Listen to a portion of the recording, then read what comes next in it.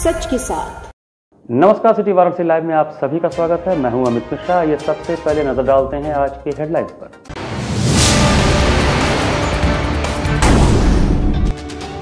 Breath easy chest द्वारा विश्व COPD दिवस के उपलक्ष्य में निकाली गई जागरूकता रैली।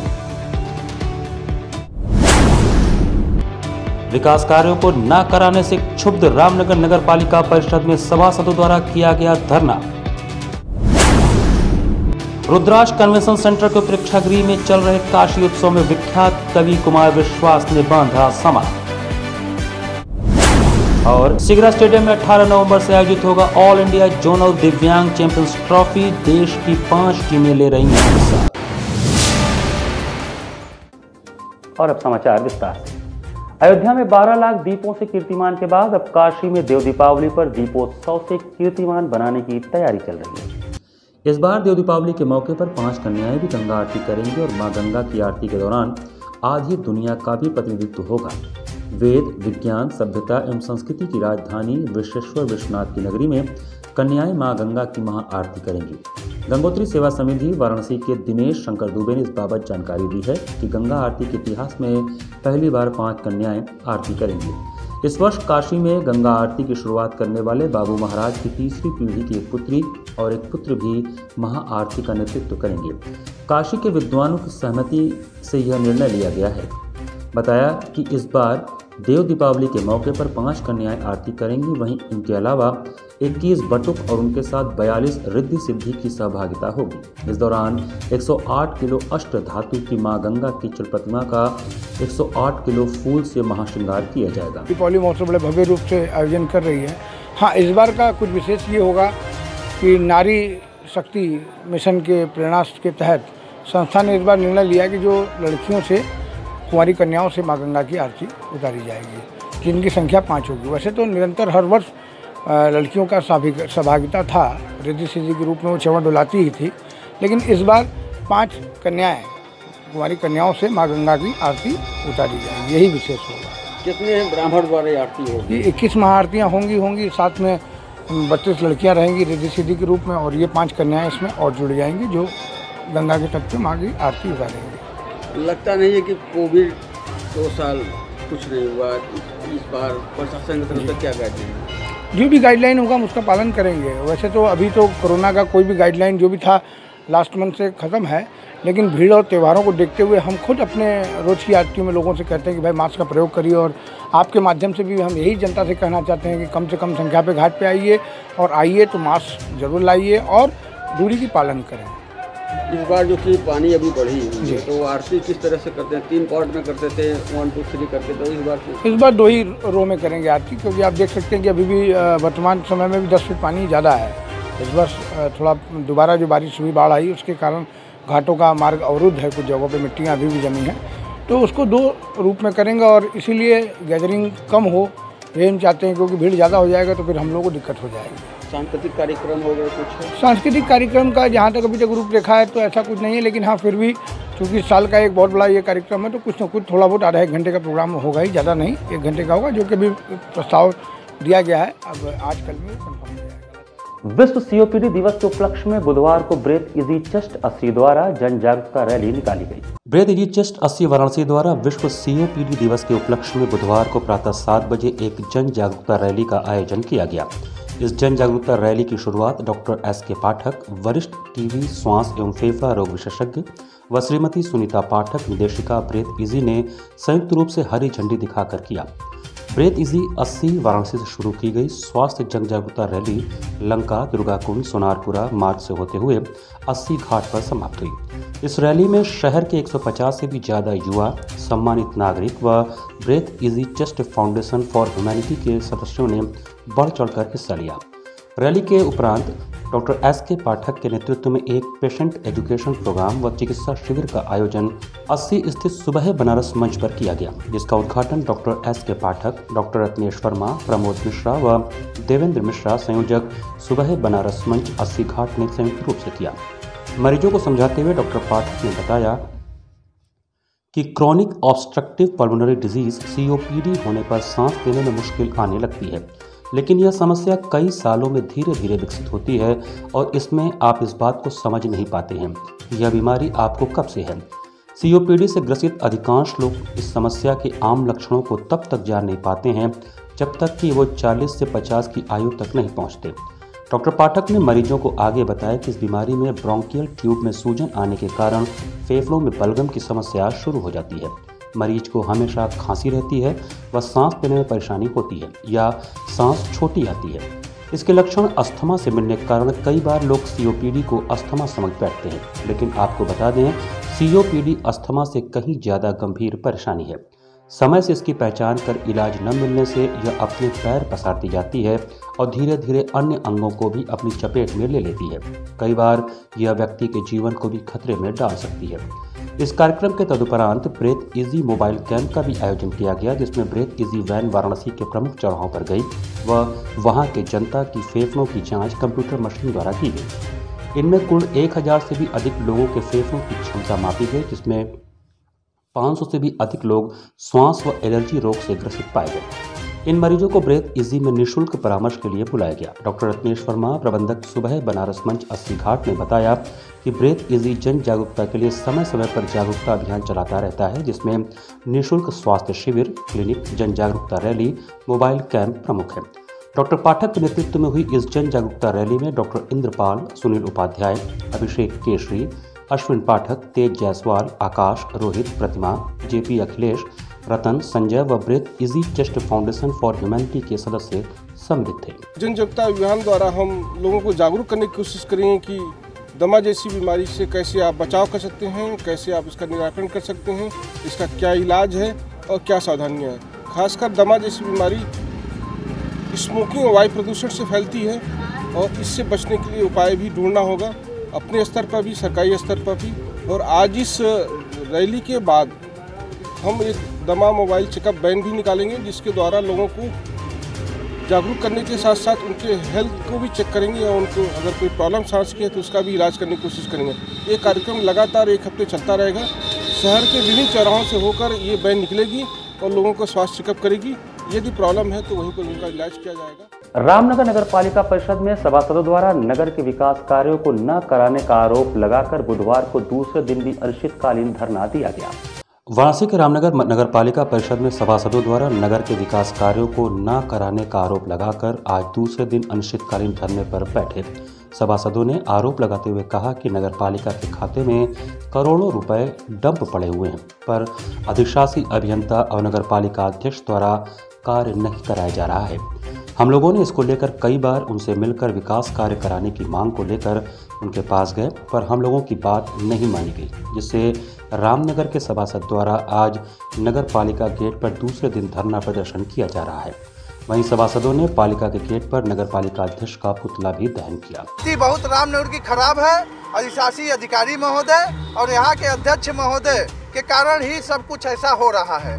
पालिका अध्यक्ष और अधिशासी अधिकारी इस तरह से हरकत कर रहे हैं कि यहाँ नगर की जनता आपसी लड़ाई में इन लोगों के पीछ रही है और करोड़ों रुपया रहने के बावजूद भी यह कार्य कराने की जो है कि इच्छा इनकी नहीं है। बार बार हम लोग 2 महीने से गुहार लगा रहे हैं कि काम शुरू कराइए, रामनगर में विकास कार्य शुरू कीजिए, तमाम ध्वस्त गलियों को आप निर्माण कार्य शुरू कराइए, मनहोल के ढक्कनों को बनाइए। मंगलवार रात रुद्राक्ष कन्वेंशन सेंटर प्रसिद्ध कवि कुमार विश्वास के कविताओं से गुंजायमान होता रहा। कुमार विश्वास ने जब मैं काशी हूँ को आवाज दिया तो लोग उसमें खोते चले गए। मंगलवार रात रुद्राक्ष कन्वेंशन सेंटर के प्रेक्षागृह में मौजूद 1500 से अधिक लोग चंद मिनटों में काशी की सदियों की यात्रा के साक्षी बने। माध्यम बने विख्यात कवि कुमार विश्वास। कुमार विश्वास ने मैं काशी हूँ गीत के माध्यम से काशी की अनंत यात्रा की शुरुआत कुछ इस अंदाज में की। मेरे तट पर जागे कबीर, मैं घाट भदैनी तुलसी की, युग युग के हर जग बेटे की माता हूँ मैं तुलसी सी। वल्लभाचार्य तैलंग रविदास हूँ, रामानंद हूँ मैं, मंगल है मेरा मरण जन्म, 100 जन्मों का आनंद हूँ मैं। कंकर कंकर मेरा शंकर, मैं लहर लहर अविनाशी हूँ, मैं काशी हूँ, मैं काशी हूँ, मैं काशी हूँ, मैं काशी हूँ। कुमार एक एक नाम लेते गए और हजारों तालियां उनका समर्थन करती गई। इतिहासकार की दृष्टि से गीत में पुरातनता और नवीनता का क्रम भले ही उलट रहा हो, मगर कवि मन और बनारस के जन को इसकी परवाह नहीं। दोनों को भाव से सरोकार था। पंडित रविशंकर, हरिप्रसाद चौरसिया, पंडित राजन साजन मिश्र, बिस्मिल्लाह खां, आगा हर्ष कश्मीरी के जिक्र से गुजरते हुए कुमार ने इस गीत में बनारस के मिजाज को भी थामे रखा। बनारस की गलियों चौराहों पर फक्कड़ अंदाज में घूमती पद्म अलंकृत विभूतियों के जिक्र से लेकर 80 के पप्पू की अड़ी, लंका की ललकार से भी गीत गुजरा। कुछ पंक्ति काबिले गौर हैं। भारत के रत्न कहाते हैं मेरी मिट्टी के कुछ जाए, और चौराहे पर पद्मश्री पद्म विभूषण मिल जाए। जिसको हो ज्ञान गुमान यहाँ लंका पर लंका लगवाए, दुनिया है जिसके ठेंगे पे पप्पू की अड़ी पर आ जाए। गोदौलिया की ठंडई से चूकता हुआ राण साण सीढ़ी के दर्शन तक पहुँचे गीत में भारतेंदु प्रसाद, प्रेमचंद, बेढप बनारसी का स्मरण किया गया। गीत के अंतिम बंद की ओर बढ़े कुमार विश्वास ने महामना के गुरुकुल, लाल बहादुर शास्त्री, राजर्षि उदय प्रताप के साथ ही साथ बिना नाम लिए नरेंद्र मोदी से काशी के वर्तमान को जोड़ा। इससे पूर्व कोई दीवाना कहता है कि धुन के साथ कुमार विश्वास की मंच पर एंट्री हुई। गंगा के गुणगान, ये गंगा का किनारा है गीत से शुरुआत करने के बाद कुमार विश्वास ने जयशंकर प्रसाद की अमर रचनाओं के कुछ अंश का भावपूर्ण गान किया। चंद्रगुप्त नाटक में विदेशी महिला के मुख से जयशंकर प्रसाद द्वारा गवाया गया गीत अरुण यह मधुमेह देश हमारा हर सुनने वाले के मन पर छा गया। तालियों की ताल पर गाया चंद्रगुप्त का गीत। जब कुमार विश्वास गीत की पंक्तियां गा रहे थे, उनकी ऑर्केस्ट्रा टीम के हाथ थमे हुए थे। प्रेक्षागृह के अंदर से बाहर तक 3 हिस्सों में बैठे हजारों लोग एक साथ तालियां बजाकर उन्हें ताल दे रहे थे। नारी तुम केवल श्रद्धा हो की प्रस्तुति के दौरान भी तालियों और गायक का वैसा ही तालमेल बना रहा। उसके बाद आया वह क्षण जब जो जहां था वहीं ठहर गया और सभी गाने लगे प्रयाण गीत। कुमार विश्वास ने सहज अंदाज में प्रयाण गीत हिमाद्रि तुंग रिंग से प्रबुद्ध शुद्ध भारती गाना शुरू किया। प्रेक्षागृह के अंदर और बाहर, हॉल व ओपन स्पेस में बड़ी स्क्रीन पर लाइव देख रहे 80% लोग कुमार विश्वास के साथ तालियों की ताल मिलाते हुए गीत की पंक्तियां गाते रहे। कुमार विश्वास ने आंसू के कुछ अंश के गायन के बाद तुलसी बाबा के स्मरण के साथ मुख्य प्रस्तुति मैं काशी हूँ का आरंभ किया। यहाँ पर वक्त चला छोटे ब्रेक का। बने रहिए सिटी वाराणसी लाइव के साथ। वाराणसी लाइव, सच के साथ। Best fundamental lab, best faculty, best placement set. We are proud to be a student of JDSL. I am a student of Jeevandeep Mahavidyalaya. I am proud of Mahavidyalaya for excellent faculty, best support and best infrastructure and best placement. Best fundamental lab, best faculty, best placement set. We are proud to be a student of JDSL. I am a student of Jeevandeep Mahavidyalaya. I am proud of Mahavidyalaya for excellent faculty, best support and best infrastructure and best placement.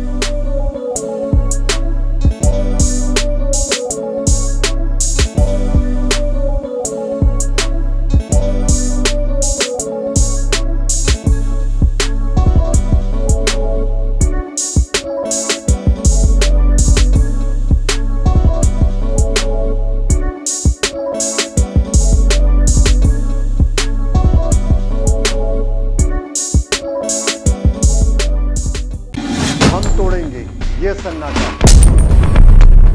करेंगे बात आपकी, बात बना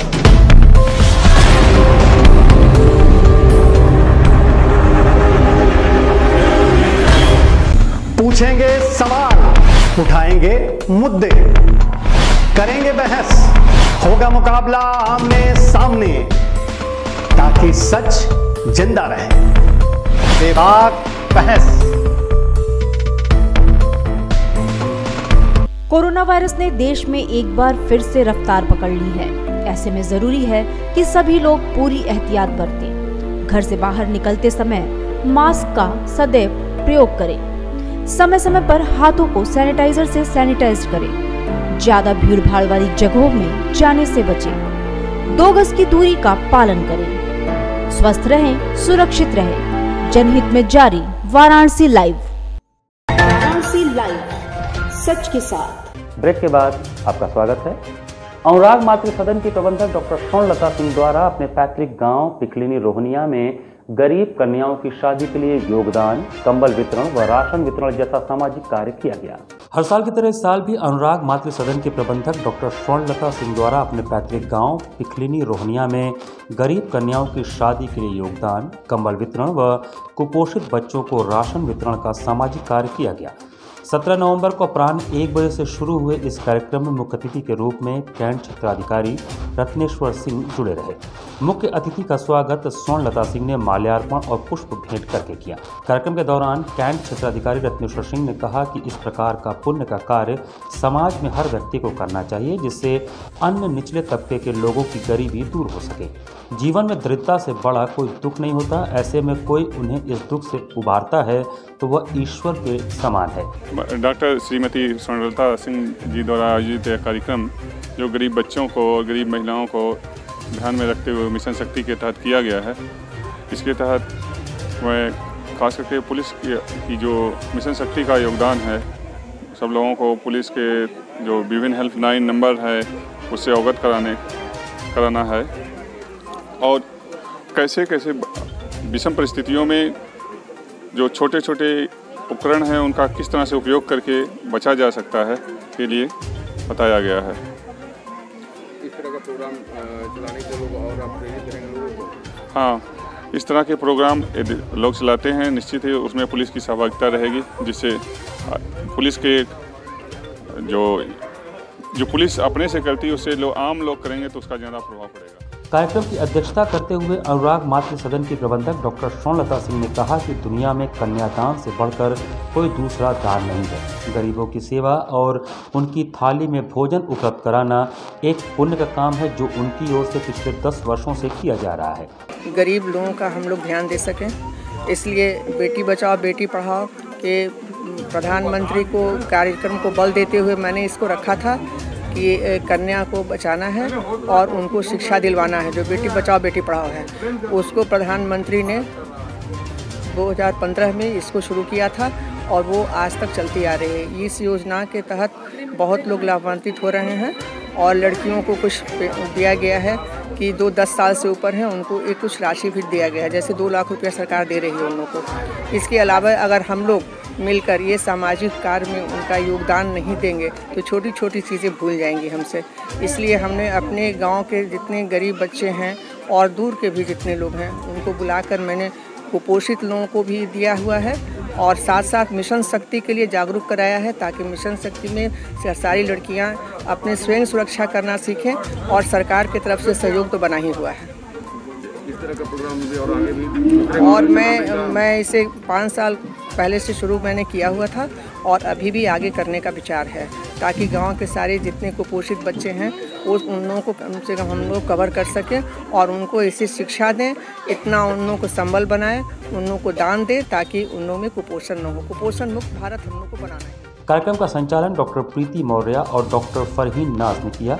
इस दौरान कार्यक्रम में PN Singh, ध्रुव नारायण सिंह, परख सिंह, पूर्व सीएमओ डॉक्टर बीबी सिंह, रमा उदल, डॉक्टर शांति गुप्ता, डॉक्टर विजय लक्ष्मी, डॉक्टर प्रभात सहित अनुराग मातृ सदन के अन्य लोग उपस्थित रहे। काशी हिंदू विश्वविद्यालय के सामाजिक विज्ञान संकाय स्थित संबोधित सभागार में वाणी प्रकाशन और सामाजिक विज्ञान संकाय के संयुक्त तत्वावधान में वाणी युवा कविता का आयोजन किया गया। काशी हिंदू विश्वविद्यालय के सामाजिक विज्ञान संकाय स्थित संबोधित सभागार में वाणी प्रकाशन और सामाजिक विज्ञान के संयुक्त तत्वावधान में वाणी युवा कविता का आयोजन किया गया। कार्यक्रम में प्रसिद्ध कवि उमेश शुक्ला का कविता पाठ उनकी अध्यक्षता में युवा कवियों द्वारा किया गया। कार्यक्रम में उपस्थित अतिथियों को पौधा भेंट कर उनका स्वागत किया गया। वाणी प्रकाशन द्वारा सामाजिक विज्ञान संकाय के संबोधित सभागार में दूसरे दिन भी पुस्तक मेले का आयोजन किया गया। आपको बता दें कि यह पुस्तक प्रदर्शनी 15 से 20 नवंबर तक चलेगा। एसोसिएट प्रोफेसर अनुराधा सिंह ने बताया कि काशी हिंदू विश्वविद्यालय व शहर के अन्य बच्चे जो कविता पाठ करते हैं उनके द्वारा आज संबोधित सभागार में अपनी कविता का पाठ किया जाएगा। कार्यक्रम की अध्यक्षता काशी के ही कवि उमेश शुक्ला द्वारा किया जा रहा है। उन्होंने बताया कि इस तरह से कार्यक्रम हम लोग रोज करते हैं और कोरोना के बाद कार्यक्रम जो रुका हुआ था वो प्रारंभ हो गया है। उन्होंने बताया कि इस माध्यम से एक दूसरे से अपने ज्ञान को बांटने का अवसर मिला है, जो नए कवियों के लिए एक नया मार्ग प्रशस्त करेगा। कार्यक्रम के दौरान काफ़ी संख्या में छात्र छात्राएं उपस्थित रहे। बहुत सारे ऐसे बच्चे जो कि कविता में इंटरेस्ट रखते हैं वो यहाँ पर आज काव्य पाठ करेंगे और इसके लिए इनकी अध्यक्षता कर रहे हैं काशी के ही एक कवि व्योमेश शुक्ला जी। और इस प्रकार एक तरह से आज काव्य पाठ का आयोजन किया जाएगा और इसी तरीके से कुछ न कुछ कार्यक्रम हम लोग रोज़ करते हैं। और इस सब एक सम्मिलित प्रोग्राम है जो स्टूडेंट्स का है। कोरोना के 2 साल के पश्चात एक मतलब आपस में एक दूसरे से रूबरू होने का जो मौका मिला है, ज्ञान को एक दूसरे ज्ञान आपस में आदान प्रदान। बिहार में मृत पत्रकार को न्याय दिलाने के लिए बीएचयू सिंह द्वार पर बिहार छात्र युवा संघर्ष समिति ने कैंडल मार्च निकाला। बीएचयू सिंह द्वार पर बिहार में मृत पत्रकार के न्याय के लिए बिहार छात्र युवा संघर्ष समिति ने कैंडल मार्च निकाला, जिसमें छात्रों ने मांग किया कि बिहार में मृत युवा पत्रकार अविनाश झा को न्याय के लिए मांग की गई। कैंडल मार्च निकालने वालों ने कहा कि बिहार में लगातार हॉस्पिटल एवं नर्सिंग होम के ऊपर लगातार खबर करने के बाद उसको मिल रही धमकियों पर पुलिस द्वारा सुरक्षा नहीं दी गई, जिसके कारण उसकी निर्मम तरीके से हत्या कर दी गई।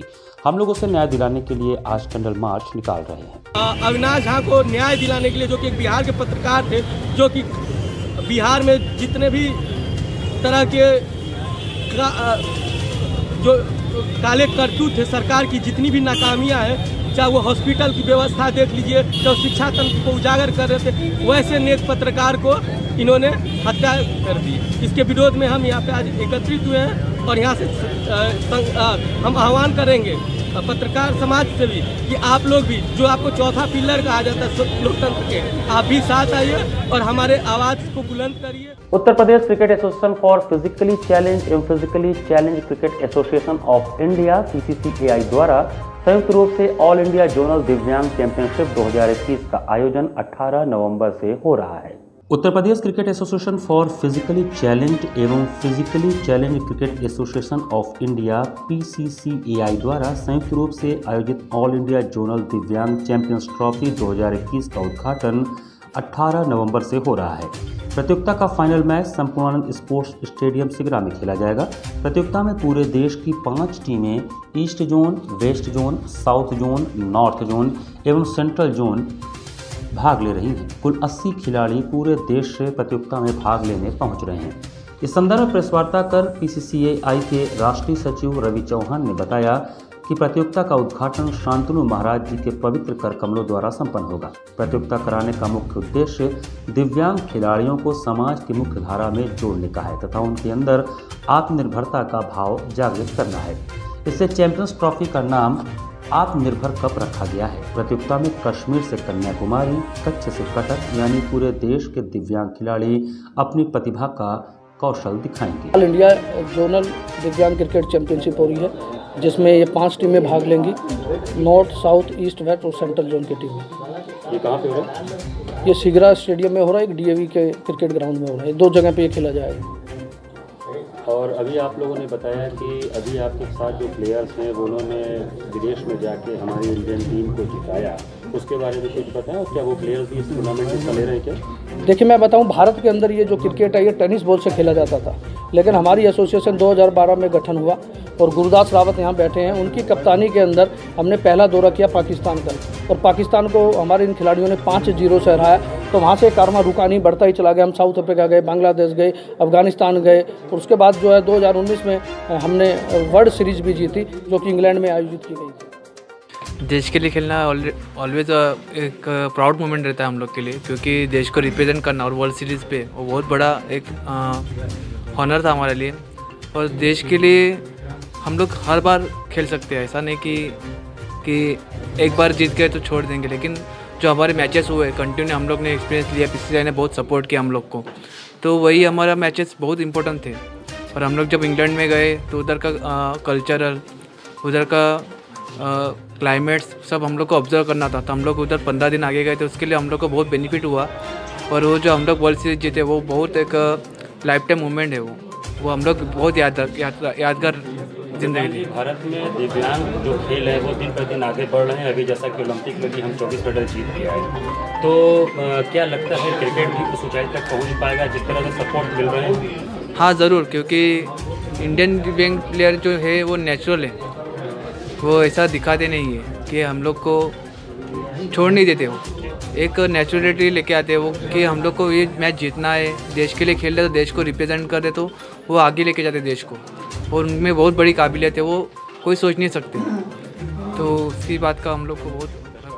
इसी के साथ सिटी वाराणसी लाइव का ये संस्करण में समाप्त करते हैं। मुझे दीजिए आज्ञा, नमस्कार।